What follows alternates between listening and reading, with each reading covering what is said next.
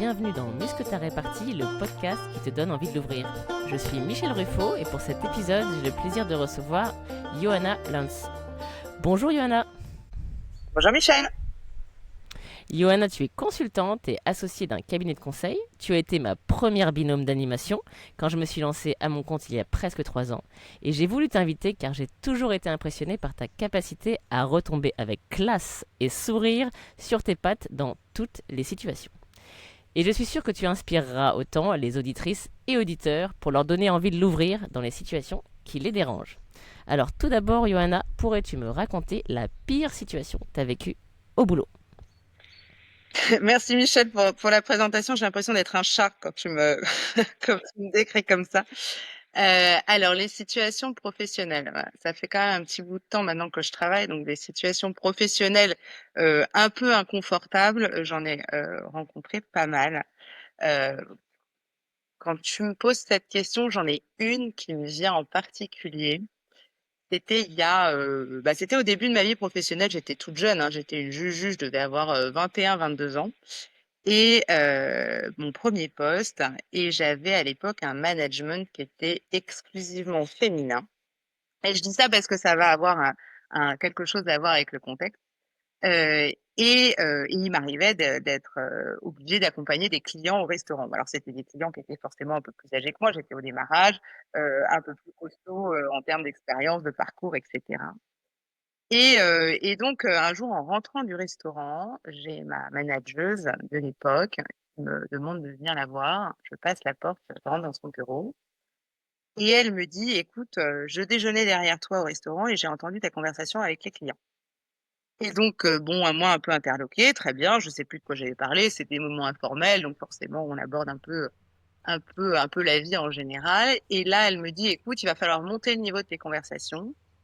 Tu pas capable de lire le monde, tu peux au moins t'inspirer des chroniques dans 20 minutes». Alors pour ceux qui savent pas ce que c'est, à l'époque, 20 minutes, il y a peut-être des jeunes qui nous écoutent. C'était les journaux qu'on distribuait à la sortie du métro, qui étaient de la presse gratuite.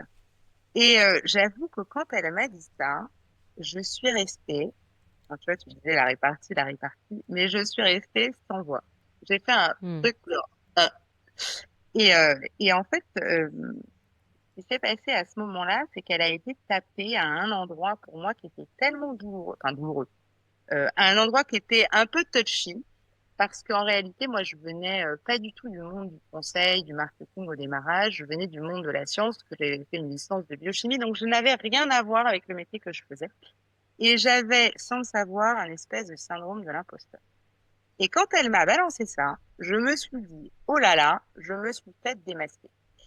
Et en réalité, je suis restée sans voix parce que ça parlait de moi et que je ne savais pas quoi dire. Et je me suis dit, ça y est, bas les masques, c'est foutu. Et, euh, et en fait, je suis restée sans voix aussi. Et ça, c'est le deuxième point. Parce que j'avais assez jeune une espèce d'idée de la sororité qui était importante pour moi.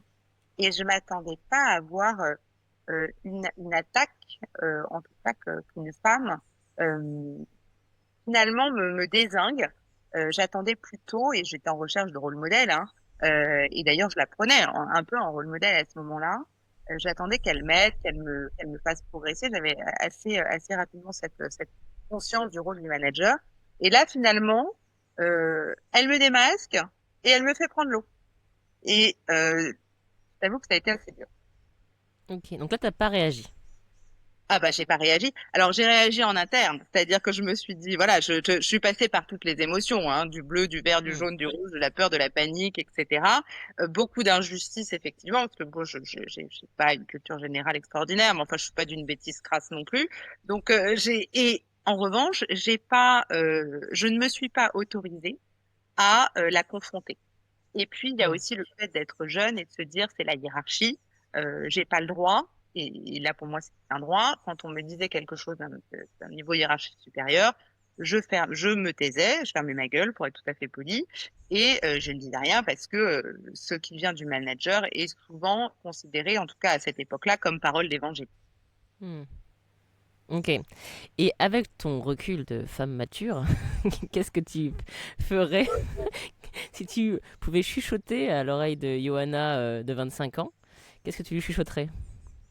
Et bah, je serais un peu embêtée parce qu'effectivement, enfin, je, je, je me serais en tout cas autorisée à lui dire, mais qu'est-ce qui t'a fait dire ça? Qu'est-ce qui t'a fait penser ça? En tout cas, je me serais pas laissée faire.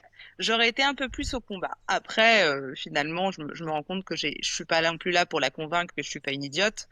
Ça, à la limite, c'est pas mon problème ce qu'elle pense de moi. Mais en tout cas, je me serais pas laissé faire pour moi, parce que c'était effectivement, peut-être un peu lâché l'affaire trop vite quand j'étais dans son bureau. Je me suis levée, j'ai pris mon 20 minutes qu'elle avait d'ailleurs sur son bureau, c'était horrible. Et je suis partie avec. Voilà, manger mon seum, comme disent les jeunes. Manger ton quoi? Ton somme? Mon seum. Ah ouais, très bien. Faut que je me mette à jour à la page. Très bien. Et ben super histoire. Est-ce que tu as d'autres histoires de microagressions au travail et pour le coup peut-être une histoire où tu as réagi? Euh, Alors, j'aime bien parce que les réactions dans ces cas-là, et c'est marrant parce qu'elles sont toujours, pour moi en tout cas, soit il y en a pas, soit elles sont trop violentes quand je regarde dans le rétroviseur. J'ai beaucoup de mal et j'ai eu beaucoup de mal à positionner le curseur sur le juste niveau de mise en action de moi-même en fait pendant ces micro-agressions. Et ça, c'est l'âge qui m'a aidé et l'humour, et on parlait de répartie tout à l'heure, qui m'a permis d'aller calibrer et d'arriver à trouver le bon dosage pour pas montrer que ça me faisait rien, ni que comment dire, ça me prenait trop en fait d'émotions, etc. Pour laisser cette part à la personne qui agresse un peu presque de satisfaction sur bah ça l'a impacté, ça lui a fait quelque chose. Une deuxième situation qui est pas marrante du tout non plus. Oh, je devais être un poil plus vieille, genre peut-être 23, 24 ans. Et j'ai une présentation de quelques minutes à faire devant un parterre. Alors, j'aime pas stigmatiser les populations, mais je pense qu'on doit avoir une image mentale un peu identique de d'hommes de plus de 50 ans commerciaux. Et il y a quand même, je parle de ça il y a 15, 20 ans maintenant, effectivement, il y avait peut-être une façon d'appréhender l'altérité, pour le dire poliment, dans le milieu professionnel un petit peu différent. On s'autorisait en tout cas plus de choses. Et donc moi, jeune professionnelle de 22, 23 ans, j'arrive devant ce parterre de cette audience quand même très segmentée et je commence ma présentation. Il s'avère qu'en réalité, c'est une formation que je présentais et qui était sur la prise de parole en public. Et donc, au fond de la salle, il y avait une caméra. Et le formateur, qui était un homme, faisait ses réglages sur la caméra. Et je présente quelque chose de très trivial. Et je vois mon parterre de commerciaux qui commence à ricaner, mort de rire. Et je me dis, mais qu'est-ce qu'il y a dans ce que je raconte qui finalement est si drôle? Rien du tout, hein. Et là, je me retourne et je vois à l'écran qu'en fait, les réglages étaient faits en focalisant sur mes seins. Et effectivement, ça avait fait rire tout le monde. Et encore une fois, sans voix, en me disant, mais qu'est-ce que c'est que ce bazar? C'est pas possible. J'ai eu l'impression que tout le monde s'était ligué contre moi, que la personne qui travaillait dans la même, enfin, qui était partenaire en tout cas, m'avait pris comme cible pour faire rigoler le Boys Club. Et je me suis Hmm. sentie mais, abandonnée, dévastée, en me disant, mais finalement, qu'est-ce que je fous là? Ce que je raconte, tout le monde s'en fout. Ma valeur, et en fait, le pourquoi je suis là, c'est pour faire marrer quand on zoome sur mes seins. Et réaction un peu compliquée, j'ai tenté l'humour, je me suis pris effectivement les pieds dans le tapis parce que j'avais pas forcément l'humour, la répartie, préparer ma phrase. Donc j'ai dit, bah, vous avez le son, bah, vous avez l'image, bah, je m'en vais puisque c'est comme ça. Je suis partie, j'ai claqué la porte et je suis sortie tremblante en me disant, qu'est-ce que j'ai fait? En plus, je vais me faire engueuler d'être partie comme ça, etc. Voilà. Bon, c'est des anecdotes, mais ce que ça veut dire aussi, c'est que quand on commence dans sa vie professionnelle en tant que jeune professionnel, en tout cas femme, moi ce que j'ai ressenti, c'est qu'effectivement il y avait encore des, des épreuves à passer et qu'on n'était pas juste là pour faire notre boulot, il fallait qu'en plus on se batte un petit peu plus peut-être que nos pères masculins. Est-ce que tu as des situations plus récentes que tu as traversées? Oh, il y en a forcément. Il y en a forcément et humiliante. En fait, j'avais il y a quelques années, alors c'est plus jeune, dans mes équipes, une personne qui était issue de la diversité. Et qui faisait des blagues euh, sur elle-même avant que les Mhm. autres les fassent. C'est un peu comme je me tire une balle dans le pied en attendant que quelqu'un le fasse plutôt que quelqu'un le fasse à ma place, quoi. Et voilà, ça, c'était une situation qui pour moi était difficile à gérer. Alors, c'était une situation, mais l'humiliation n'était pas pour moi. Mhm. L'humiliation, je la voyais, quelqu'un qui le faisait, et je ne savais pas comment lui dire, mais en fait, ne fais pas ça. Après, on en a Mhm. discuté, etc. Mais tu veux, donc c'est une situation d'auto-humiliation et d'auto-flagellation, comme ça, je l'ai eu. J'ai dû en faire aussi moi-même en disant, tu sais, je ne suis qu'une femme à certains Mhm. moments en réunion. Voilà, donc il y a ce genre de situation. Je vis maintenant plutôt. Où là, tu étais la manager de l'équipe, Où là, j'étais la c'est manager de ça? l'équipe. Ok, Exactement. donc c'est ton rôle. Parce que ce que tu pointes là, c'est aussi le rôle des managers face aux microagressions en tant qu'allié, témoin. Qu'est-ce que je fais pour intervenir? Comment je fais pour faire cesser des situations de foutage de gueule, C'est d'humiliation au ça, sein de mon équipe? c'est Hmm. ça. En fait, je suis moins ou plus, moi, victime de situations d'humiliation. Euh, deux possibilités, soit je les repère pas et je m'en fous et finalement j'ai appris à faire le canard, ça me passe dessus et je les relève même pas. Ou alors les gens effectivement sont passés à autre chose et vont chercher des proies un peu plus faciles. Il y a un côté quand on va chercher à humilier, il y a un côté on va chercher une proie un peu facile ou qui semble facile. Et Hmm. en tout cas moi je suis plus trop une proie. En revanche effectivement j'en repère autour de moi et c'est au rôle des managers d'aller poser un cadre clair, d'aller le repérer et puis d'aller tout de suite en parler effectivement. Et au-delà de le faire, c'est aussi inscrit dans les textes de loi. Donc, il n'y a pas le choix. Exactement, merci de le rappeler que l'employeur est garant de la santé mentale des salariés et que le bras armé, n'est-ce pas, des employeurs, c'est tous les managers qui ont des équipes et qui doivent faire le maximum pour en prendre soin. Et donc, ça fait. Tu nous as révélé que ça faisait assez longtemps que tu travaillais, donc près de 20 ans. Est-ce que tu as vu des changements? Alors, tu as vu des changements à titre personnel sur le fait que toi, tu en vivais moins et tu nous as présenté quelques hypothèses sur la raison pour laquelle tu en vivais moins. Mais il y a aussi tout ce qui se passe aux alentours, chez tes clients ou ce que tu observes pour d'autres femmes. Est-ce que tu as vu des changements autour de toi? Alors, moi, j'ai vu des changements. Je vais être un peu pessimiste. Bon. J'ai pas vu des changements partout. J'ai surtout vu des changements, et tout à l'heure, j'évoquais la notion de sororité. J'ai Hmm. surtout vu une transformation du leadership des femmes au sein des entreprises. Je parle pas du leadership des hommes. En fait, le leadership des femmes, quand j'ai commencé ma carrière, c'était ce que moi je l'appelle le leadership pantalon. C'était un peu le syndrome de la reine des abeilles. Tu sais, c'est des managers qui sont en costume pantalon, qui font claquer très fort leurs talons sur le sol, qui finalement incarnent le rôle du mec. Voilà, qui parlent fort, qui sont pas du tout dans l'empathie, etc., etc. Et moi, j'ai vécu ça en démarrage de ma carrière en disant, ah bah merde, si les rôles modèles, c'est ça, en fait, j'aurais dû naître garçon, ça m'aurait simplifié beaucoup de choses. Et ce côté leadership pantalon, sororité, on n'était pas du tout là-dedans. En gros, il n'y avait pas déjà beaucoup de place pour les femmes. Donc, quand il y avait une place pour les femmes, bah, fallait écraser les copines. On se mettait même Hmm. pas en concurrence avec les mecs, mais en tout cas, fallait pas hésiter à être la pick me girl. C'est un peu le syndrome de bah, je suis hyper ok avec les mecs, j'adore, je rentre dans le boys club, mais parce que je suis différente, etc. Et je suis comme vous. Et donc, il y avait toute cette partie-là. Je trouve qu'elle a changé.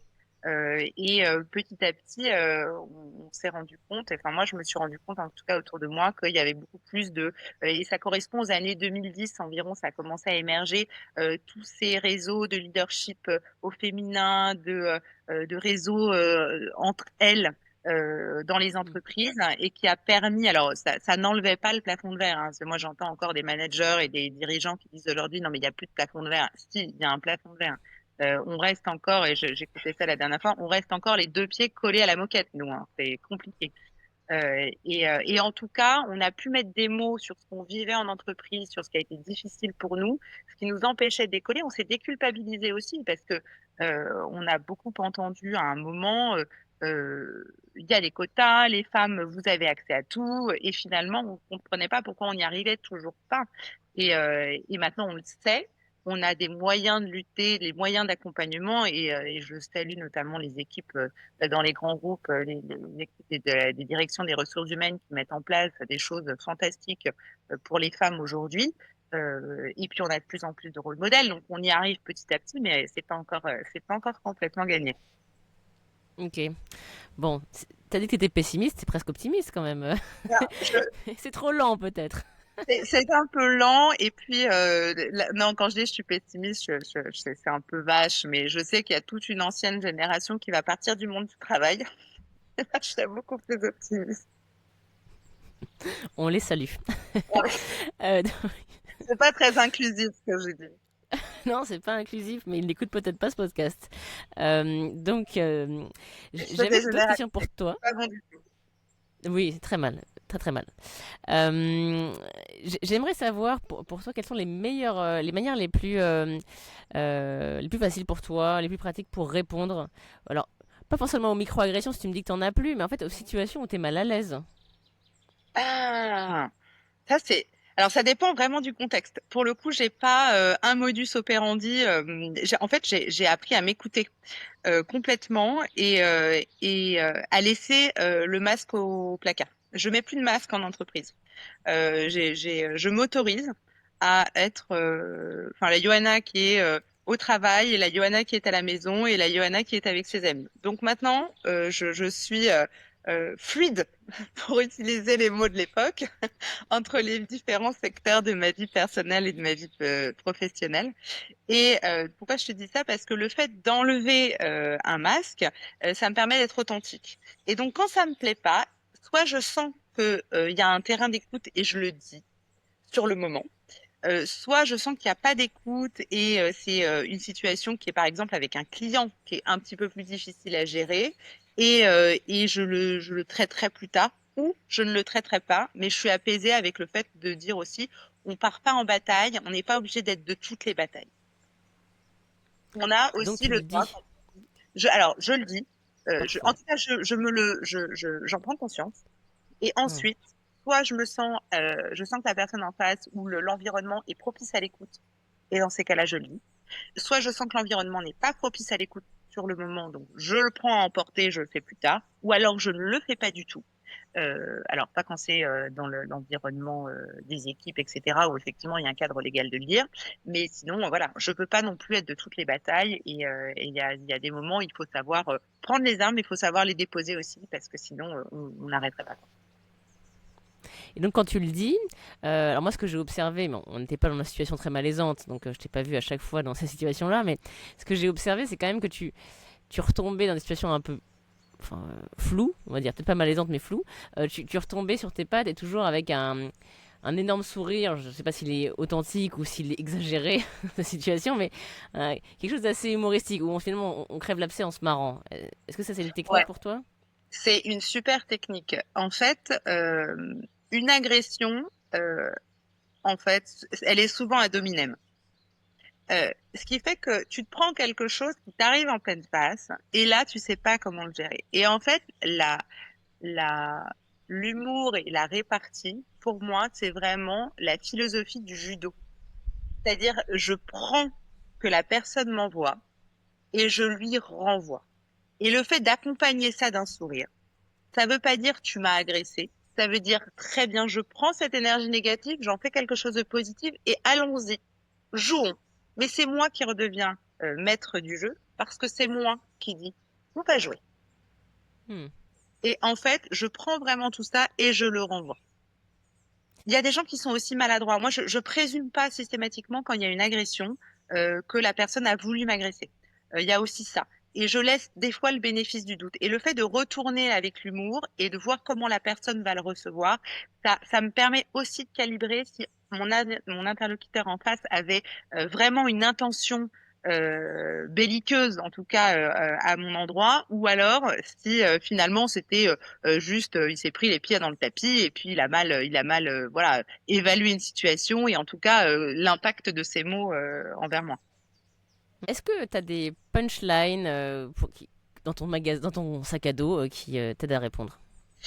Et ben la question des punchlines, c'est une super bonne question. Moi, ce qui m'embête avec la punchline, et je te disais tout à l'heure, c'est le côté authentique et le côté in situ. C'est-à-dire que si on commence à se dire, j'ai besoin de punchline, on va jamais lâcher prise. Et en vérité, une punchline, elle s'adapte jamais vraiment à tous les contextes. Donc, moi, si j'avais un conseil à partager, c'est oser se faire confiance. Et forcément, il y a des fois où, où la répartie, elle va tomber à plat, ça va faire flop. Mais je vous assure que déjà, dans tous les yeux des personnes devant qui vous dites ça, et même la personne en face, ils diront, waouh, elle a tenté un truc. Et déjà, ne serait-ce que le fait de tenter un truc, ça va montrer aux personnes en face de vous que, et ouais, vous êtes capable de faire en tout cas et de se dire, bon, bah, c'est pas grave, ça a fait flop, mais je l'ai fait et je l'ai tenté. Et du coup, pas de punchline, allez-y, vraiment, voilà. Avec les mots, avec le comique de situation, avec ce que vous avez dans les mains, je suis sûre que tout le monde peut s'en sortir. C'est un apprentissage, mais voilà, une fois qu'on s'est cassé la figure 2, 3 fois, on apprend. Je suis d'accord et pas d'accord avec toi en même temps. Je suis d'accord sur l'aspect vaut mieux dire un truc, même qui s'écrase comme une merde, que rien. Parce que c'est toujours mieux, parce qu'au moins on a finalement marqué le désaccord ou marqué le fait qu'il se passe quelque chose quand même. Voilà, on l'a pas mis sous silence. Aussi parce que bah, ça nous permet de tester. Parce qu'on va peut-être croire qu'on va s'écraser comme une merde, mais en fait, ça se trouve non. Et ça se trouve, ça va être une manière de répondre qui nous aide et qui va peut-être nous resservir dans d'autres situations ou voilà, qui nous aide. Moi, sur les punchlines, par contre, le côté où je suis pas d'accord avec toi sur les punchlines, c'est que c'est vrai que moi, du coup, j'ai écrit, je propose 15 punchlines face aux microagressions au travail. Je propose ça parce qu'en fait, quand je proposais des stratégies génériques aux gens, ils me disaient non, mais t'as des punchlines. Parce qu'il y avait un côté petite plume de Dumbo qui me rassure. J'ai ça au cas où, même si je dis autre chose, j'ai ça au cas où. Et je me rends compte au fur et à mesure des ateliers qu'il y a des gens qui sortent, enfin, ou des battles répartis le vendredi sur LinkedIn, qu'il y a des gens qui sortent des trucs incroyables que j'aurais jamais imaginé dans mon cerveau démoniaque.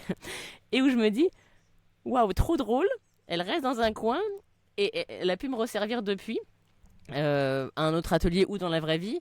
Et il y en a dans certains ateliers, notamment, alors certains ateliers, il y en a qui l'adorent, qui est en fait pour énormément de situations sexistes. On peut te dire, oh Johanna, t'es douée pour une femme, ou t'es tellement drôle pour une femme, ou je ne sais quel compliment pour une femme, ou pour un arabe, ou pour une personne handicapée, enfin pour. Et en fait, ça aurait pu être un compliment, mais cette fin C'est pour critères de dégueulasse. discrimination est dégueulasse. Ouais, on est d'accord, elle est dégueulasse. Et du coup, dès que c'est quelque chose qui peut, enfin, par exemple, s'assimiler à ton genre, qui sous-entend que c'est parce que t'es une femme. Et la phrase qui ressort souvent en atelier, c'est mais qu'est-ce qui te fait dire que je suis une femme? Et souvent, ça calme parce que les gens, ils bug un peu. Et c'est toujours bien quand ils bug un peu. Euh, et, et, euh, et cette phrase-là, il y a un atelier où quelqu'un l'a sortie au premier tour. En fait, on travaille toujours sur plusieurs situations. L'a sortie au premier tour, a créé un synonyme de ça. Hein, je sais plus exactement ce qu'elle avait dit.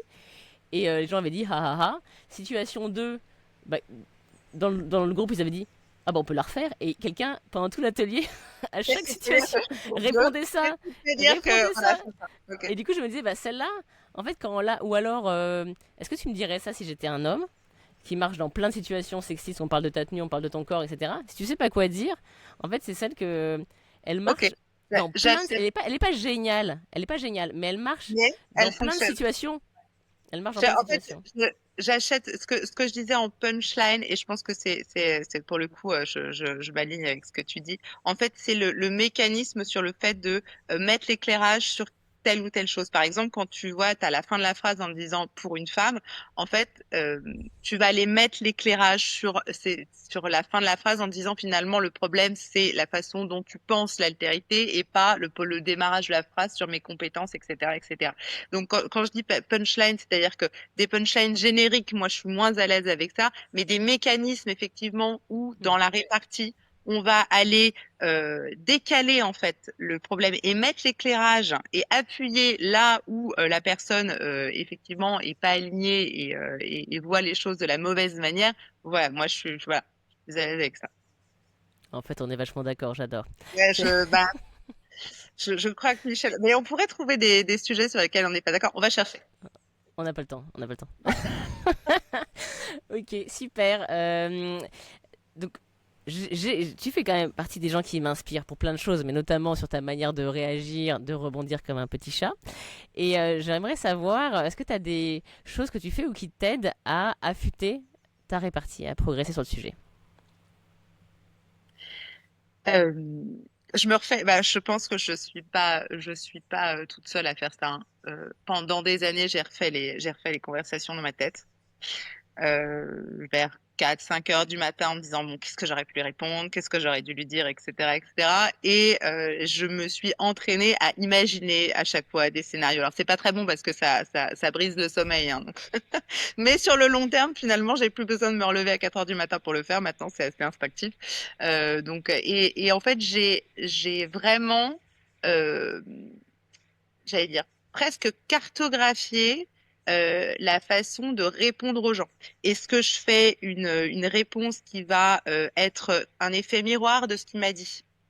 Par exemple, il me fait une attaque, je lui renvoie exactement la même en disant bah toi et justement toi, etc.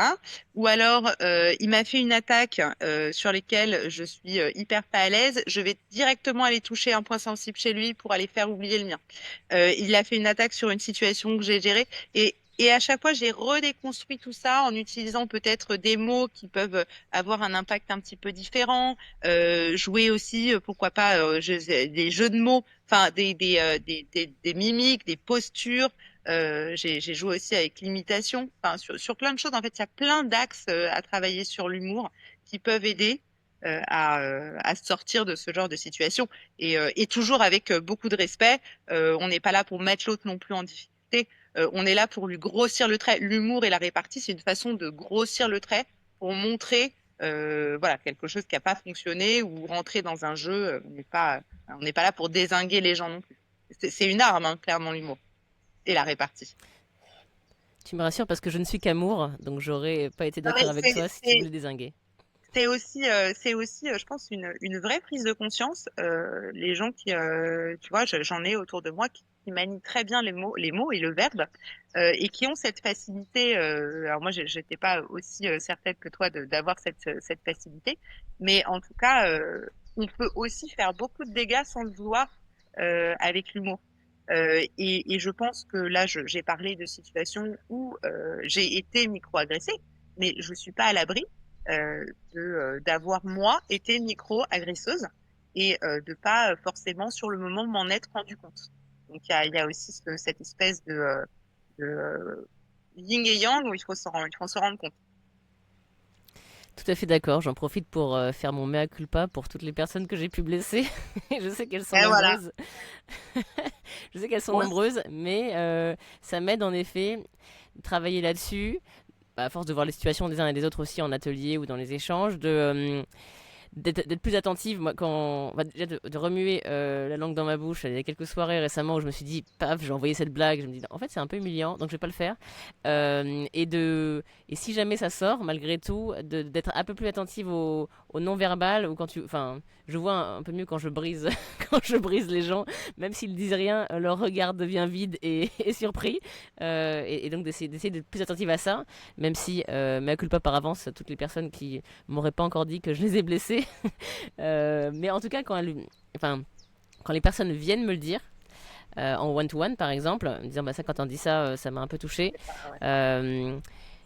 Je ne fais pas partie des personnes qui leur répondent mais dis donc, tu n'as pas d'humour, t'es un peu rabat-joie, et je prends et j'apprends en Bah, entendant ça. on se casse la figure, hein. Enfin, je partage, mais à culpa aussi, en vrai, des fois sans forcément avoir des mauvaises intentions, et des fois même en ayant. On n'est pas, on reste des humains aussi, hein. Moi, il y a des fois où j'ai fait de la répartie et j'ai balancé une punchline en me disant, tiens, il va bien se la prendre dans les dents. Tout le monde va se marrer en le regardant et ça va bien lui faire mal. Et je l'ai fait avec, tu vois, avec toute la méchanceté, la puissance que j'ai pu mettre à ce moment-là. J'en suis évidemment pas fière, j'ai fait mes apprentissages et il y a un côté boomerang à un moment, hein, on n'est pas en toute impunité, mais voilà, faut savoir faire sa propre introspection aussi. C'est ça. Top. Est-ce que tu aurais, pour terminer, quelques derniers conseils pour nos auditrices et auditeurs? Ah bah j'allais pas dire, prenez de l'âge, vous allez voir, ça va passer, ça va s'améliorer. Mais bah, Courage. courage. Non, en vrai, je pense qu'il y a, il y a un côté, soyez authentique. Vous avez le droit de ressentir ce que vous ressentez. Vous avez le droit de dire quand ça vous plaît et vous avez le droit de dire quand ça vous plaît pas. Euh, et ça, c'est hyper important. Ensuite, on peut pas être au top tout le temps et on peut pas prendre et croiser le fer systématiquement. Ça veut dire que si à un moment on vous balance un truc vache ou vous êtes victime d'une situation de microagression et que vous avez pas l'énergie à ce moment-là pour répondre, alors on dit faut oser, mais vous avez le droit de vous foutre la paix aussi, de se dire bah c'est pas mon combat, j'irai plus tard. Ou, ok, il m'a agressé, il m'a micro-humilié, j'en parlerai plus tard. Là, j'ai pas le mojo, j'ai pas la foi. Voilà, c'est déjà 2 conseils, pour moi enfin, en tout cas, qui me permettent de passer au travers de pas mal de choses. Merci. Donc la vieillesse, avant tout. C'est Mal beau. J'ai hâte. Top. Un grand merci, Johanna, pour cet échange et tous tes conseils. Et pour tous les auditrices et auditeurs, si contrairement à Johanna, vous voulez des punchlines pour pratiquer votre répartie, je vous propose de télécharger les 15 punchlines que j'ai préparées pour vous pour réagir aux microagressions au boulot et qui peuvent vous inspirer pour réagir face aux situations qui vous dérangent. Et pour ça, vous allez trouver en commentaire le lien pour les télécharger. Un grand merci encore à toi, Johanna, et à très bientôt pour un nouvel épisode. Bye. Salut!